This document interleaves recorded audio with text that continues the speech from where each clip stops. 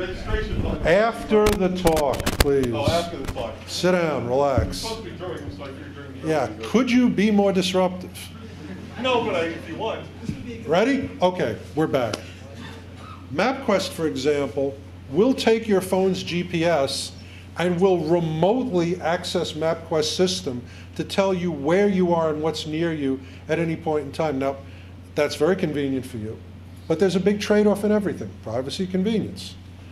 MapQuest will be able to tell the person with such and such a phone number, which they can, of course, rather rapidly trace, is at such and such a location. Trust me, I'll be able to access that at some point. Now, here's a real-world example, which, when we do this for law enforcement and governmental agencies, I'm very big on real-world examples. Riverside County, California, if you are a DWI, if you are convicted of DWI, they make you wear an ankle bracelet when you're not in jail. They make you wear it for your entire sentence. You have to agree to that.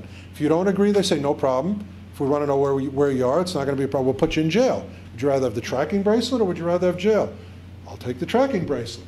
Now, they have a program set up using off-the-shelf stuff that tells if your GPS location is a bar, is a car rental agency, is a strip club, is anything on a list of, I think it's 14 or 16 prohibited type places. This is the real world, folks. It's that easy. And by the way, the GPS tracker that they put on the guy's ankle is the same one that's in almost all cell phones. More personal information that you give up for convenience. TV, TiVo, cable. Everything you watch, when you watch it. You know, there's nothing that you do with your TiVo machine that is not sent back to the mothership. What your likes are. Do you watch sporting shows? Do you watch porno? Do you watch, you know, iTivo The Shield? I'm sure they can deduce something from that. Either I'm a cop fan or a drug dealer, you know, one or the other. I don't know.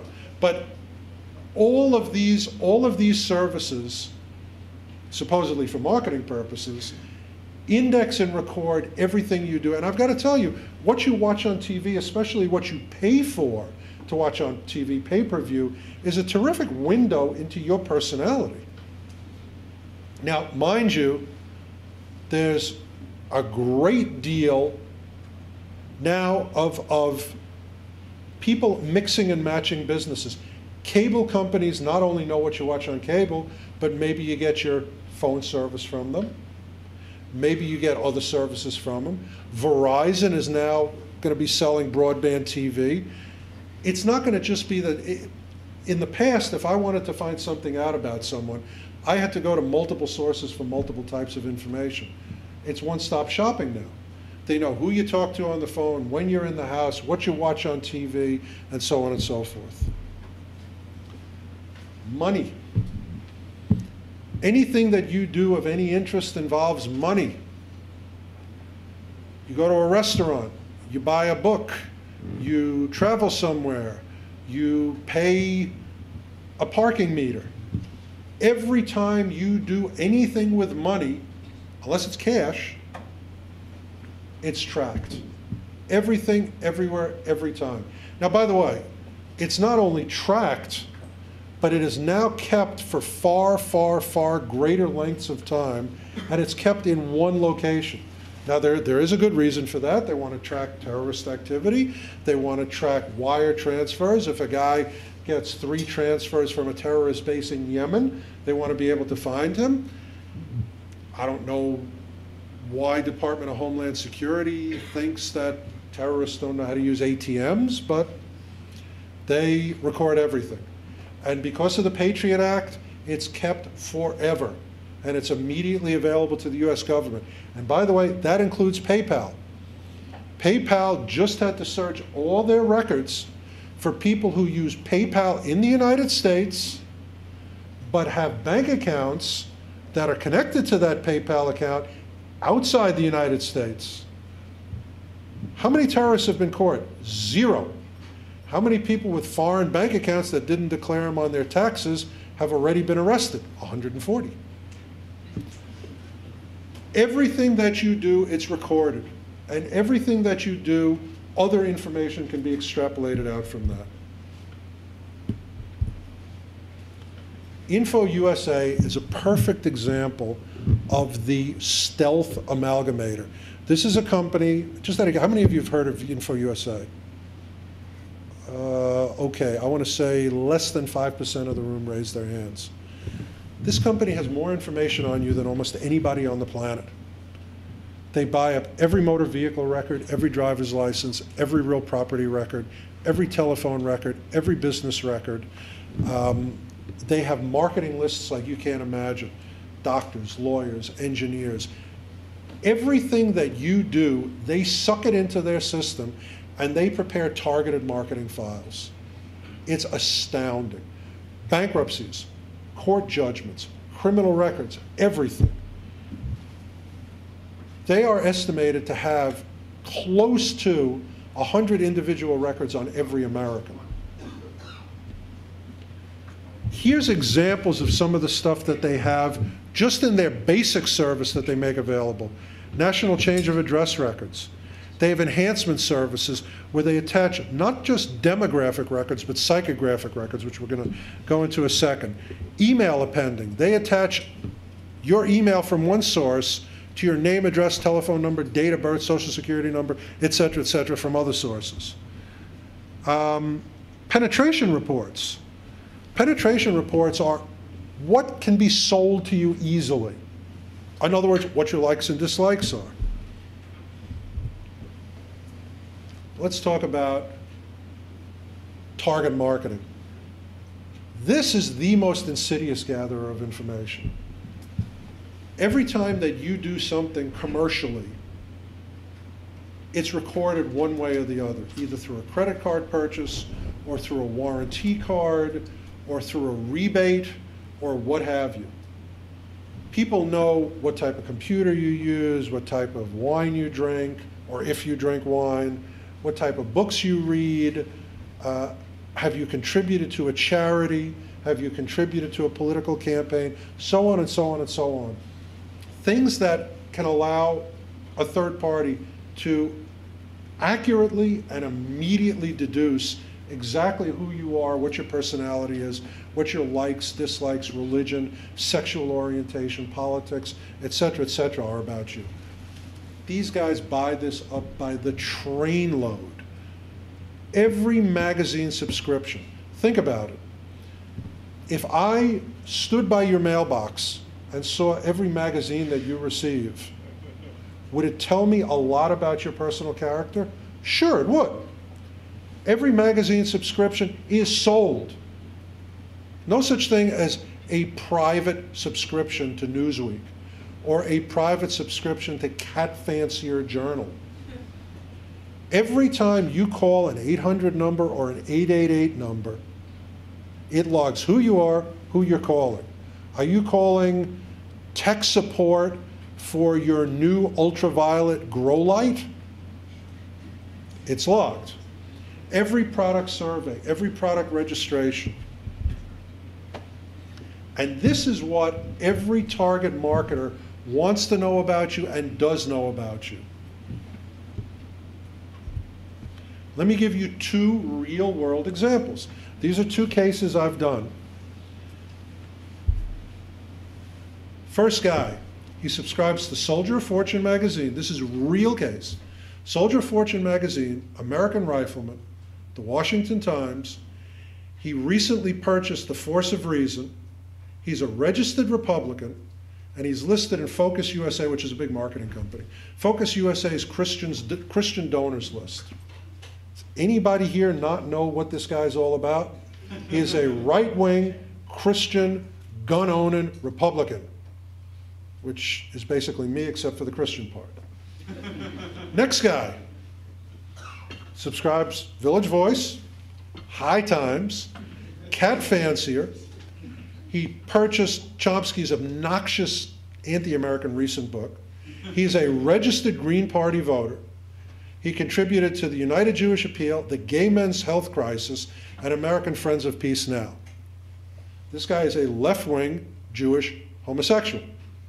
He is. Now, by the way, I know he's a homosexual not because of gay men's health crisis, but because of the whole cat thing. So, no. These are real, actual real profiles. Here's an example of what's available out there. This is just one outfit, Carney Marketing. They have something called Caught in a Pickle. That's people who are clearly having trouble paying their bills. Credit Amigos, which is their condescending thing for Hispanic people who are looking for loans. Desperately Seeking Products, domain registration at home, people working from home. I know about this because I bought up that list before I was able to put one together myself. We do a lot of work comp investigations for insurance companies. Well, if you're running a business from your house, maybe you shouldn't be compensated. Outdoorsman product buyers, Verbal Advantage, so on and so forth. These are databases that tell you a lot about the people on the list. Now, by the way, this I put up here because it just cracked me up. This is basically the loser marketing list. It's called Astrology Success. I just love this. Astrology Success customers have responded to a direct mail solicitation offering angelic intervention. Okay, 60,000 people. Now, this will tell me if you're on this list, you're kind of a numbnuts. Do I want to find out if you're gay? I can find out a whole bunch of ways. Through your purchases, through what books you read, through a whole variety of indicators that you can extrapolate out to. But if I get really lazy, I'll check to see, do you access gay websites, or do you read magazines or respond to solicitations specifically targeted for gay or lesbian persons? Now I've got it packed away, I'll show you later if you're interested. There's even a magazine called POZ, P-O-Z, which is targeted at people who are HIV positive. Now, I can't imagine what kind of moron is going to subscribe to that and let everybody know he's HIV positive, unless he's the most honest, trusting guy on the planet. But even that is in a database.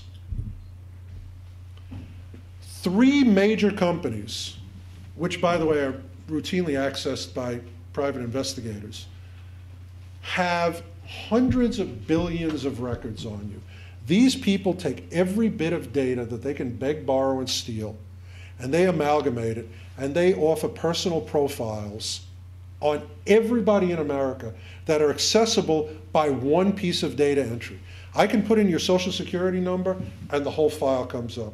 I can put in your telephone number, and the whole file comes up. I can put in your specific address number. By that I mean street and apartment number. Everybody at that address comes up with their files. This is routine. Now, here's what's insidious. Now, there are good reasons for this. If I'm going to lend you $100,000, I need to know if you're a deadbeat weasel. If you're going to be a nanny in my house, I should be able to find out if you're a child molester. But here's where it gets obnoxious. The US government is the largest customer of these companies. And here's what the US government does. The US government says, here, ChoicePoint, you've got so many records and they're so useful to us. Here's all of our stuff too. Criminal records, contact lists, everything. Merge it in with your stuff. Create a separate file that's only accessible for law enforcement, which these companies have done. And let us access it on a per search basis. ChoicePoint, Accurate, well, Accurate is now Sison, all said, cool, more data for free, and you pay us to access your own data. So ChoicePoint and Sison went ahead, did this. Now, let's say I want to file a Freedom of Information Act request and find out what sort of information can the government access on me. No freedom of information. These are private business records. They're there. The government provides a lot of the info.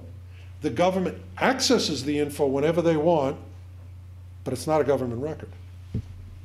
Very, very sneaky. Here's a list of companies purchased by ChoicePoint in the past 5 years. And by the way, I could give you 10 pages. The easiest thing in the world for you to do is go on the SEC site, look at their 10Ks, go on their own site and probably find this. I mean, everything from insurance screening to DNA screening, public records provider, drug testing company, drug screening company, insurance rating company, medical review company, DNA identification company, pre-employment, email database, blah, blah, blah, blah, blah. The purpose of this is they take any matching point, they merge it together. Here's subsidiaries of ChoicePoint. Now, here's what's coming. Facial recognition, cameras everywhere. And cameras everywhere that have a brain behind them that looks at your face and says, that's Bob, and records it into a database. These are actual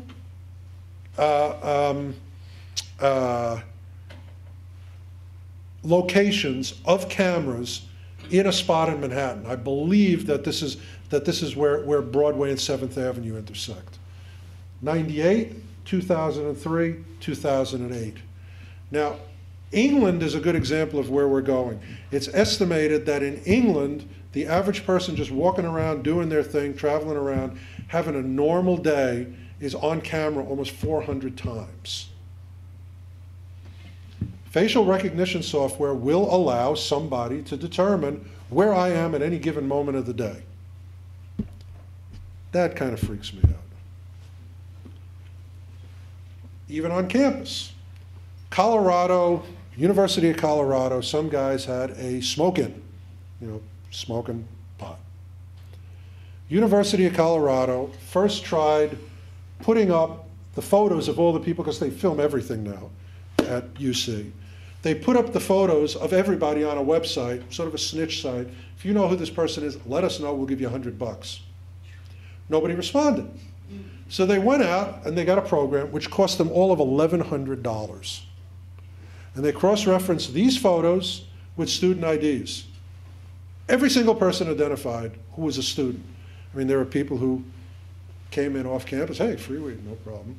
But all the students got nabbed and got identified and got marked identified on the UC website, and I would imagine had a very ugly time of it after that. People love video. People love still photos because photos never lie. I mean, hey, I got a photo of it, right? The famous Oswald shooting, I love this. Now, by the way, if you look behind the Texas Ranger, you'll see the guy who did this thing put his face in there. But photos never lie. Just thought I'd throw that out there. Now, here's another fairly insidious technology that's going to be cataloging everyone and identifying current location of everyone. This is actually in use in England, in the airports. It's gait recognition technology. And the theory behind it is, you can put on a mustache and a big Groucho Marx nose and a wig and a hat and do whatever you want, but you're going to walk down the street the same way. Even if you try to disguise it, your behind is a certain number of centimeters this way or that. I don't know how it works. I'm not an expert on this, but apparently it works really, really well. We could go into this, but I will tell you that there is today a product available to law enforcement put out by a company called Empire North that allows the police to shoot a radio frequency ID tag into you and track you with it. You can be tagged like a moose. And it's being used by the Copenhagen Police Department. So I don't know, figure out where this is going to go. This is just to let you know what's in the future and freak you out a little bit. We're almost done with the generic examples, and then we're going to go into Rick Dakin. But I want to talk to you about psychographics. Psychographics is predictive profiling, and it is just remarkably accurate. I use it all the time. The government uses it 100 times more than I do. And certain private companies that want to develop marketing lists use it 1,000 more times than me and the government put together. The first really good use of this was by Volkswagen. You know, you got to figure Germans would come up with something like this. But they found out if you own a cat and you buy chunky peanut butter, not the brand, just the chunky kind of peanut butter, you are much more likely to be interested in buying a VW Bug. So they bought the cat owner list, and they bought the chunky peanut butter list, and they put it together, and they had a peanut butter covered cat, and they marketed to these people, and they sold a ton of VW Bugs. This is a real marketing campaign. This is used like mad in political campaigns these days. The first guy to do this was, of course, what they call Bush's brain, Karl Rove. Karl Rove micro-targets voters. Where you live, what your purchasing habits are, so on and so forth, can allow him to determine with a near certainty who you're going to vote for and how likely you are to go out to the polls. Now, if you're inclined to vote for George Bush, but the profile shows you're a lazy fat ass, he's going to send a Republican van by to pick you up and take you to the polls. If you are a real enthusiast and you are technologically adept, he may try to have you come down and work the phone banks and that sort of thing. And it's incredibly accurate. And I mean, just ridiculous things he discovered, like bourbon drinkers are Republicans, gin drinkers are Democrats. Don't know why, but it's true. Didn't work last time. Well, he should have used my database. Quiet. No heckling or interrupting. I'm almost done. And I mean, there are things like the average American has 9 friends, drinks milk from the cereal bowl, eats 25 pounds of candy a year, has lost 12 teeth by age 50, to the candy probably, and prefers smooth peanut butter over chunky. Everything there is to know, they know. And they know it connected to individuals. They. And back to the Volkswagen guys, they're doing it again with Jetta. They have put out hundreds of thousands of these profile things. It's on the web. It's there when you go into a VW dealer. Is lunch more important than breakfast or dinner? Do you sleep less because of time spent on the internet, which is a sneaky way of saying you're stuck in front of your computer all day? Is the first place you go for information is the internet? Do you prefer to shop with your friends? Do you like to spend a quiet evening at home? What that has to do with a Volkswagen, I couldn't tell you. Examples of quick and dirty interpretation of data that is available on everybody. An Air Force employee moves stock holdings from Boeing to Airbus. You check flights to Iran before a bombing. You buy a book on fighting cancer. Nobody buys a book on fighting cancer unless they or somebody they care about has cancer. You run a gay porno movie. Come on. You put an address into MapQuest. If you put an address into MapQuest, you have some temporary or permanent connection to that address. You have an interest in that address. You fill a prescription for Xanax. You fill a prescription for Viagra. Not necessarily in that order. Here's my favorite one, because this is from a real case. You're on a plane 4 times in a year, sitting next to the same woman who's not your wife. Come on. Not a coincidence. Let's talk about Rick Dakin. Rick is not here, correct? Okay, Rick, I'm not going to say he's a chicken because he's really not a chicken. Rick is in Florida, probably gleefully dancing naked in the Young Manatee Democratic Club, which he's a leader of. No, he couldn't make it here. He had an early Thanksgiving thing with his family. He said he would try to make it, but he probably wouldn't. We put out a call on the Off the Hook radio program for a victim, a volunteer, a sucker. And Rick said, my name is Rick Dakin, and I'm willing to be your guinea pig. And that's the actual email. And all that we had was a domain address and a phone number. First thing I did was I ran him. I ran his phone number through something called Telegorilla. You put in the phone number, it gives you name, address, It gives you address history, date of birth, social security number, everything from the phone number, and cross-referenced businesses and everything. This is the actual Telegorilla enhanced report. Then I put him through Skip Trace America, which is a linked database, pulls up more information on him, so on and so forth. We pretty well determined that he was a real guy. So I gave him a call. I said, "Hi, Rick, how are you? I'm Steve Rambam, and this is what we'd like to do." He said, "Okay." Now, let me tell you, for the 2004 Hope Convention, I had a volunteer also. And the guy came to me the day before the Hope Convention, and he didn't come to me, he called me on the phone with his lawyer, and he said, "Listen, I reviewed everything you found on me." He said, "As a courtesy, will you send me everything you found on me?" So like an idiot, I said, "Yeah, sure." And I sent it to him. Well, he called me the next day with his lawyer, which was the day before the Hope Convention, and said, "You know what? I know that I gave you permission, but if you put it up there, I'm just going to sue you." So this time, I went to my lawyers and I said, "I want the most all-inclusive, obnoxious release you've ever seen." So he drew one up, and I faxed it to Rick, and God bless his little shaved head, he agreed to sign it. Let me just read you one paragraph. Paragraph 3, Polorium may disseminate any information about, Polorium's my investigative agency, any information about me which it obtains and or compiles to any person in any venue as it sees fit, even if the dissemination of that information could cause me harm, emotional distress, pain, injury, humiliation or ridicule, or other personal or financial damage, and even if the information disseminated is partially or completely false.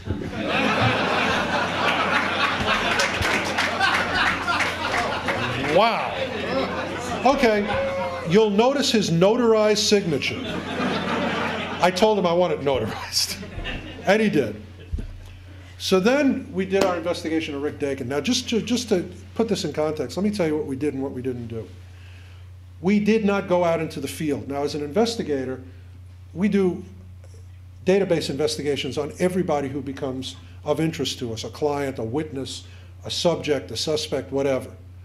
But we always take that information as a starting point to go out into the field, because you're going to find out 20 times as much actually knocking on doors and talking to people than you are just from databases. Databases give you a phenomenal starting point, but that's it. We wanted to show, just strictly on a privacy issue basis, what we could find. We didn't go out into the field. We didn't talk to anybody, not even on the telephone. We didn't do any dumpster diving. And by the way, great source of information on a person is their garbage. We didn't do anything illegal, anything gray area, or anything, even though we had an unbelievable release from him. He said, "You can get my credit card bills, my phone bills." We didn't do it. None of that. We also didn't check a single non-public access governmental database. We started with a thing called Gorilla Trace. You put in a guy's name, address, telephone number, and it gives you back every reference on the net, even on the deep web, every reference to that.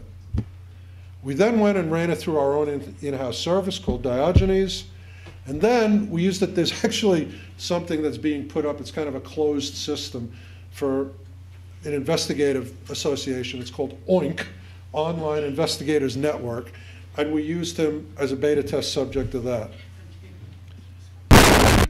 On Rick, we immediately, almost immediately, we got his name, we got his address, we got his telephone number, we got his entire social security number, date of birth, we got his entire residence history, and it's a long residence history. We found out who and what his SSN traces to. Within, and I mean less than 5 minutes, we found out his true name, his social security number, his date of birth, everywhere he ever lived. And we said, okay, now we're going to pull his credit report, which is a pretty available item. We got his credit report. We found out he's a property owner and where he's a property owner. We pulled up the property details. Now, this is all public record. We did this through a private database because it's quicker and it's in-house. This is all public record. You want to find out who your neighbor is, There's a million online databases you can do it with, or you can go down to the county courthouse. We went into the county property appraiser. We found out what it was worth. And by the way, it said condo in Sarasota, and it said it was only worth $89,000, which we didn't believe. So we went into an online service called Zwillow, which is free and it's available to everybody. Most amazing real estate site ever. It tells you what the property's worth, even gives you a satellite photo of it. We found out what his condo is worth to the penny. Then we decided, without leaving the office, to take a quick look at the property. So we used Google Earth, and we zoomed in, and we zoomed in. And by the way, Rick was looking up at the satellite at the time. That's actually a photo that we found on the internet, and I just put it in there. This, among other things, we did find this photo. And we found out more details about his apartment. And then, being good investigators, we noticed, going back to the satellite photo, there's a huge-ass parking lot. And he lives in Florida where there's no public transportation. So we checked for a car, and we found out he's a Mazda Protege that's paid off, and the license plate. You know what? We'll skip by this. We ran the condo address. This is an example of what you can do today that you couldn't do 5 years ago or 10 years ago. You can run an address, not just a person. We found out his company.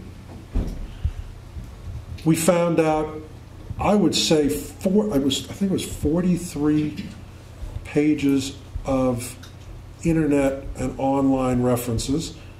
Yep, 43 pages. We found him in Zoom Info, which showed a bunch of places where he worked. Sorry. If you weren't a staffer here, we would confiscate that. We also found out you can now run through private databases people's domain names by their name. We can find out every domain name a person owns. We found out he had a domain name Pornophiliac, which is now down. It's no longer up. We found that out by going into Wayback Machine. Please no jokes about getting it back up again. By following individual links, we found, here's a perfect example. We found his author's bio online. Lives in Sarasota, where he went to college, where he attempted to get an MA, that he's a game designer, that he likes Dungeons and Dragons, that he helped found Cryptic Studio, that he wrote Geek Mafia, he's working on a sequel to Geek Mafia, where he likes to have coffee every day, and that he's active in local democratic politics. Back when I started Investigations, again, $1,000 report. We went on to Amazon, we found every book that he wrote. We went to his MySpace page. Now this is a typical MySpace page. We have his interests. It actually says Rick Dakin's interests. We have his friends. We have his schools, American University, Pineview School for the Gifted. Sounds kind of scary. We find out he's involved in publishing, writing. He's a novelist. That he works at Blue King Studios. He even was kind enough to write next to that, I own the damn thing. He's single. He's into dating. He's 6'1", a bodybuilder, white. He's an atheist. He's an Aquarius. He's an author, where he went to school, what his interests are, what type of music he likes, movies he likes, television, likes Buffy. Books, groups. Then, because I knew rickdakin.com, I went into the directories on his website, which weren't closed, perfectly legal, and I found his entire resume, everything he ever wrote. I went and I researched Geek Mafia, found out he's not just a Democrat, but a rabid Democrat. That at one time he was an anarchist. That when he was an anarchist, he didn't register his car, and they swooped him up because of it. This is a public record. Got it right on the web. Didn't even have to pay for it. that he downloads podcasts because he was kind enough to do it to rickdakin.com from a bunch of left-wing radio sites. He listens to Off the Hook, by the way, on podcast. And also, simultaneously, he downloads Air America. Some wild-ass blog posts. One night he couldn't sleep. Can't sleep. Clown will eat me. Well, we know exactly what Rick's state of mind was on February 17th, 2004. And this, by the way, is a typical blog entry. What the guy's thinking, what he's doing, who he's doing it with. Found lots of photos of Rick. That's him, by the way, at the lock-picking convention. And we were able to determine, by combining public and semi-public databases, who his friends are, where they are, and a little background on them. Megan Killian, 34, New York, left wing, has a cat. Sean, 27, he's a comic fanatic. Paul from New Jersey, now living in Sarasota, he's a black belt. Reva uses a screen name Rain Goddess, 25. Now she's in Tomball, Texas, so on, and so on, and so on. We were able to find out his mother and dad are Stephen and Karen. His dad is a judge. They live in a condo near Rick. He's got no felonies or serious lawsuits. We found his cell phone and that it's registered to him. We even found things, and we found out a lot like this, but I'd be here for hours. We found out, for example, when he was in San Jose, he liked to eat at Hobie's, that he worked at Cryptic Studio. If you look at his buying profile back then, he likes Thai and Mexican food. Now here we had, actually, this was an interesting moment. I thought we found something really cool. Thought we found an alias for him. During our investigation, we found out he's affiliated with an outfit in Sarasota called Digital 3. He hosts their office. That's Rick's picture right there from the newspaper, the smiling guy with the beard and the shaved head. But when I went to Cryptic Studios website, I found somebody named Kyle Cross, who looks just like him. I mean, identically like him. So, are they the same guy? I mean, freakishly identical. It's another guy. We had to stop and do an investigation of him. And we found that he's a real guy with a real history, with a real social security number. And when Rick was in San Jose living his life and getting into the databases and being tracked the way I've described to you, this guy Kyle Cross was in Sarasota, Florida, leading his own life. So unless Rick is an incredibly deranged, frequent traveling psychopath, two different guys. And here's where I would bring Rick up, but let me just recap on what we were able to find in 4.5 hours. Rick's address, and everywhere he's ever lived, ever, as an adult, and when he lived with his parents. Phone number, cell phone number, his entire employment history, including where he's working now, his politics, his past politics, his religion, his sexual orientation, what he reads, what he watches on TV, so on and so on and so on. 4.5 hours, not leaving the office, stopping and drinking a cup of coffee. That, by the way, is my lawyer who's leaving. I guess he figures, since I haven't been picked up by now, he can go. No, there really is my lawyer. That's not why he was here. He's also, but no, he's a buddy of mine. He's a buddy of mine, and he came to hear what I had to say.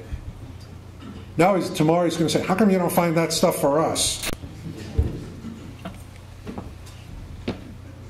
Most people are either wildly opposed to being in databases, or they have the feeling, you know, they've been gathering info on me for years. There's nothing I can do about it. Privacy is dead. I might as well just get used to it. Basically, lay down and enjoy it. And there really is a need for a lot of this data. If somebody's going to lend you thousands or millions of dollars, they have a right to know what your financial history and creditworthiness is. For example, mortgages. Pre-employment, I want to know if you're a blood-drinking psychopath before I hire you as my receptionist, for example. If I meet somebody online, or in person for that matter, again, back to the whole blood-drinking psychopath thing, I'd like to be able to find out who they are. Marketing. If you target marketing properly, you can bring things to consumers cheaper and in a less annoying way. If you are not interested in pet carriers because you're allergic to pets, I don't want to be sending you 50 pet carrier solicitation offers. And I want to be able to effectively and cheaply sell my pet carriers so I can lower the price on them. Another problem is, today, and I'm not only talking about terrorism and people from overseas and whatever, a known identity, even if the person has an ID and a social security number and backup pocket litter and all of that, a known identity is bullshit. Excuse my French. Any college kid can go out and get a stack of stuff that says he's someone else. Now, by the way, again, real-world examples. Here is my California driver's license as David Markman, Salvatore Romano, and David Halkin. I had permission to do that. So if there is an FBI guy here, stay in your seat. Typically, when I used to use this example, and by the way, when I did prior 2,600 speeches, I showed passports I had gotten and bank accounts and dummy companies that I had set up on occasions when I'd gone undercover. Everybody always said the same thing. Look, you know who to call, you do this sort of thing for a living, you're an expert. You know, it really doesn't apply. Who knows who that is? Come on, somebody's got to know. Raise your hand, get a T-shirt. No, not you. Who said the president's daughter? You get a T-shirt. Now, by the way, when we go into Q&A, I've got 3 of these left now. These are famous designer Investigate naked T-shirts. So 3 good questions. Thanks, Steve. That is Barbara Bush, our president's daughter. When the 2 daughters, Barbara and Jenna, used to go out boozing, they had to have fake ID. And I don't know what they thought. I mean, the Secret Service was following them everywhere. People don't know they're in a bar. But they got fake ID and they went out and they got caught drinking by the Texas DPS who didn't know what the hell to do. And the president said, charge them. And the Secret Service called it in using their code names Bud and Bud Light. And I love that joke. At any rate, that is the president's daughter's fake ID. Now, how she got it is just amazing to me. I mean, what do? You got 3 guys with earpieces following you around and you go, you got any fake ID? You know, but she got it and she got arrested with it. And I got, because I'm licensed in Texas and I have a lot of friends down there, I had somebody get me a copy of the evidence in the case, and that is her actual, honest-to-goodness fake ID. And you can go, for example, into the International Herald Tribune and every Wednesday into what they call the Intermarket, and there are people who will sell you passports, driver's licenses, whatever you want. Some countries allow for name change. Here's a European passport. And here is special agent in charge at the U.S. State Department saying, yeah, our passports are really tamper-proof, but unfortunately, anybody with fake ID can get them. Now look, real-world examples. Here's a van driver who had had his license suspended 18 times. His license was suspended at the time that he was driving and killed 10 people. This is in New York, like, I want to say 90 days ago. Very recently. Bad doctors get wrist slapped. I've investigated doctors who have been arrested and convicted for outrageous felonies and are still doctors. You have a right to know if your doctor is going to give you some laughing gas and put his hand up your dress. Okay, no T-shirt for this, but who knows who that photo is? Come on, recent history. Are you people living in caves? Who? Who? Stanley Parr. Right. He was the guy Say it out loud. With the Joe Benet Ramsey case. Correct. This is the guy who claimed he killed John Benet Ramsey and was arrested for it. Do you know what he did at the time that he supposedly killed John Benet Ramsey? He was a school teacher. And he was a school teacher even after he got arrested for being found with child pornography. Now, so you have a right to check out your teachers. Now, here's a perfect example. Here's an example. I'm going to give you the both sides of the coin. Here is why the U.S. government wants to gather information on you. It is an absolute fact that 14 of the 18 9/11 terrorists could have been identified with proper database access. Two people, the two people on the top, Nawaf and Khalid, were on CIA watch lists. Now, it's a whole other discussion how they got visas and came into the U.S. while they were on the watch lists. But they were known. And the other terrorists, most of the other terrorists were linked to them. One terrorist shared an address with Nawaf. Khalid, well, Muhammad Otter and another terrorist lived with him. Another one used his frequent flyer number. And 5 others had common telephone numbers with him. That's a fact. If the government had been doing their job, and if the government had been maintaining and cross-referencing databases, these 14 guys would have been swooped up. It's a good argument. It's a really good argument. I'm a New Yorker, and I've lived in Israel, so pretty much everywhere I've ever lived, I agree with the idea you need to be able to predict and identify who's a bad guy before he does something very, very bad, like fly a plane into a building and kill 3,000 local citizens. But here's the other side of it. Since 9/11, U.S. government agencies have swooped up, hold on, what's the number? Well, it's close to 2,000 people that they believed were somehow related, connected to terrorism actions. This is not the 1,000 people that they arrested at the very beginning, put them in jail, held them forever, and then didn't prosecute a single one of them. These are new cases.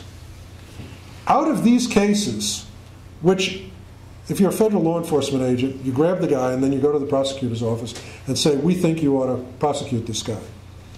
Right off the bat, the majority of them, 80% of the cases, the prosecutor's office has said, you have no evidence. You can't prove this guy did anything. 80% of the cases that federal law enforcement thought were worth investigating and bringing to prosecution in the U.S., the government prosecutors said they were crap. Another 10% of them are just sitting on the sidelines. Then you have, I think it comes out to like 7% that were actually prosecuted, and of that, half of those were actually convicted.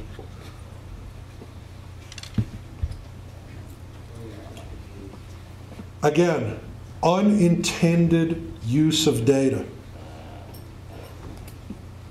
DNA databases, if your cousin Bob is arrested and they take DNA from him, which is routinely done now, they not only have Bob's database, Bob's DNA in the database, they have an indicator every time one of Bob's relatives come to attention.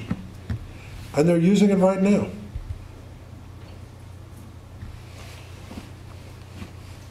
Another thing you need to be aware of is, while the U.S. government is gathering data, either directly or through private companies, they are closing, aggressively and rapidly closing, all the data that you have access to. They are running back out and reclassifying data, even if it's been open for decades. Let me give you a really ridiculous example.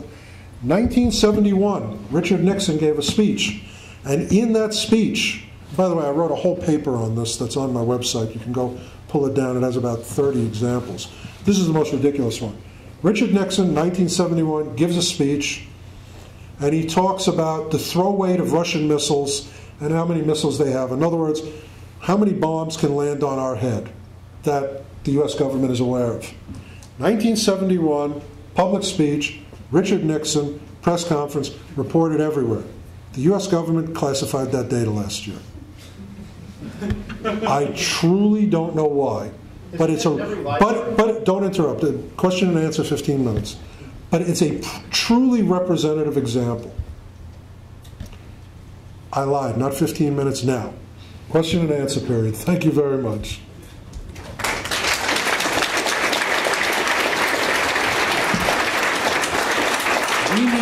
Hold on, I need a moderator, somebody who can do the Jerry Springer running around with a microphone. Or, talk loud. I can talk loud. I'm sure you can. Yeah. Okay. I have a very simple question. It's a little multi-part. How does my medical data wind up in public databases? Doesn't HIPAA protect it from winding up in places like that? And second part, is there any worthwhile way to protect my IP address when I'm on the web? Oh, two and excellent I must say, questions. It's very hard to come by those blood-drinking psychopaths. Well, there's a blood-drinking psychopath database, fortunately. That's a good enough question to give you a T-shirt. Just one more. Let me repeat the question. Phenomenal two-part question. First question is, how do people get my private medical history? Isn't it HIPAA protected? And the second question is, how do I protect my IP address? Okay. I'll give you the second part first. Really simple. Spend a few extra bucks a month, either have an anonymous address or get, for example, a Verizon DSL line that resets the connection either every 3 days, whether you like it or not, or every time you turn the modem on and off. You've got to actually go to the trouble of doing that. Anonymizers suck. Perfect example is Church of Scientology subpoenaing an anonymizer all the way in Finland, getting the entire database. Grounds doesn't work? You want to be the guy that finds out? Well, if you have, I mean, you need to choose between static and dynamic IP addresses. If you choose correctly and turn your modem on and off every time you log on, 99.9% of the tracking will disappear. Now, there are some services that actually track your MAC address if you're using Wi-Fi. Nothing you can do about that. No matter what you're doing, if you log in as you check your email, you use a Wi-Fi account, whatever, nothing to do about it because they have a right to know if you're the guy who's really paying for the service. So that's the easy, really easy question. I think what you can do to be anonymous, you pretty much already know. Medical records. Medical records are private. They are HIPAA protected. Medical records, not third-party records. Not if you pay for your Xanax with a credit card. Not if you buy a book on kidney disease. Not if you dial an 888 number for information on erectile dysfunction. But you said that if I went for an insurance screening, like life insurance, that Oh no, that is private unless there's justification. But 99.9% of the time it's not even needed. Because you're going to pay for your insurance with your credit card. Or you're going to set it up for automatic billing. And frankly, I'm going to be able to look at your profile and look at what you've been rated at and see how much they're charging you a month and see if your health sucks or not just by looking at the tables. But you're not going to know anything specific from that. There's nothing in MIB that I can't, well, that's a lie. Almost nothing in the medical databases that I can't compile on my own by creative use of third-party info. Medical records are protected, quote unquote. That's the theory. Well, you know. Now, by the way, let me just tell you, there is now a federal law that all medical records must be electronic and they must be portable, which means they must be on a database that's accessible. There are 20 guys in this room better suited to tell you how easily they could get at those electronically maintained by law records. So, but HIPAA is basically a farce then in that regard. HIPAA is a start. HIPAA is a start. It's a good idea. There needs to be lockdown on medical records. There needs to be encryption. There needs to be a rule that the doctors keep it on a standalone system, and so on and so on. Thank you. Why can't databases tell when you're dead? Yeah. And when First of all, when will cash disappear? okay. First of all, I probably shouldn't answer your question since you interrupted, but I like the first part of that question. They can. There's a Social Security death index. Every state now cross-references its death files. And if your Social Security number is linked to a dead person, you're dead even if you're not dead. That's how it works. There are thousands of people every year who have to go down and cry at their local Social Security office because it mistakenly said they were dead. So yes, I can tell from a database if you're dead. Don't do that again, though. Unless you're dead, in which case I can do nothing to you. Next. Is there any point in avoiding Easy Pass if they have these easy-to-use license plate scanners that they can track where you're going anyway? Excellent question. Today, yes. In about a year, no. In about a year, it's not a question of the technology. The license plate data is there. And especially if you go through a choke point, it'll slow you down enough and put you in exactly the spot where they want the camera, and it'll get you. But it's about a year or two away for, being to the point where Tom Cruise would be jumping out of a window on the New York State Thruway. I'm working my way west. All right, I just wanted to mention that, no, having a dynamic IP address from your provider is not going to help. I was involved in an investigation with the FBI 2 summers ago, and they just went to Verizon and subpoenaed. Who was using that IP number at that time? That's I right. am not talking about direct access to those records. I'm talking about third parties being able to tell by the IP number that you forward to them. You will never be safe from your IP. Your IP knows who logged in to that IP number at that time. You will never be free from your ISP knowing who's on that line because they're billing you. But I'm talking about, oh gosh, you go to a pedophilia website, not looking for pedophilia material, but because you were a victim, and it generates your IP number. So instantly somebody somewhere is going to know that that IP number belongs to someone who is researching victims of molestation. As an example. Now yes, the FBI, if you use a Verizon cheap DSL line, turn your modem on and off and then email a death threat, it's not going to work. Sir. Hi. I'm a real estate investor and I look for abandoned properties. And many people move away, they'll pay their taxes. I have 20 clients like you who say, I want to buy this property, I went down to the registry office, I've got the person's name on the deed, the address is no longer any good, the deed was registered 30 years ago, blah, blah, blah. I want to buy this property before the government grabs it, maybe they'll give me a cheap price, what can I do? Hire a private investigator, he'll find the person for you. Seriously. Hire somebody who can do everything we just described. And that's not a, well. I've done that in one instance. And? They couldn't find me. Hire a different private investigator. Hire one who actually knows how to do their job. It's not a sales pitch for me. I'll talk to you later. It'd be great if I actually made money off of one of these talks. I